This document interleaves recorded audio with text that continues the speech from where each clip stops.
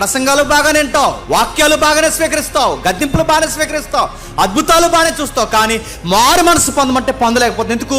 చర్చకు వస్తావు, కూర్చుంటావు, వాక్యాలు వింటావు, అన్ని బాగానే కలగొలుపుగా నడుస్తావు, చేతులు ముంచుతావు, అన్నిట్లో నిబంధనలు నేను కూడా ఉన్నానంటావు, దేవుని రాజ్యంలో నాది కూడా పాత్ర అంటావు, అన్నీ బాగానే ఉంటాయి. కానీ మారు మనసు విషయానికి వచ్చేసరికి మాత్రం నీకు మారు మనసు రాదు. ఎందుకంటే నువ్వు కొన్ని వదలలేకపోతున్నావు.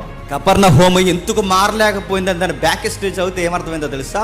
వాళ్ళు మారకపోవడానికి కారణం, ఇప్పుడు గనక ఈయన ప్రసంగాల్లో కంటెంట్ని విని మారిపోతే ఏం వదిలేయాలి చెప్పనా? వాళ్ళు దొంగ వ్యాపారాలు వదిలేయాలి.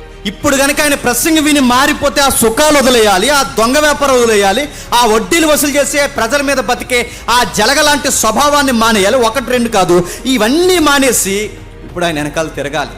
వాళ్ళు ఏదైతే అడ్డగోలు ఆస్తులు సంపాదించారో బేదలకు పంచేయాలి, ఆయన వెంబడించాలి. ఇలా వెంబడించమని చెప్పిన ఈ ప్రసంగాలు వాళ్ళ అద్భుతాలు బాగానండి, అద్భుతాలని గడ్డింపుని ప్రసంగాలు అన్నీ మెచ్చుకున్నారు. కానీ వాళ్ళకి నచ్చింది ఏంటంటే ఆ ప్రసంగానికి రిజల్ట్ మీలో కనబడాలంటే మాత్రం చెప్పండి తట్టుకోలేక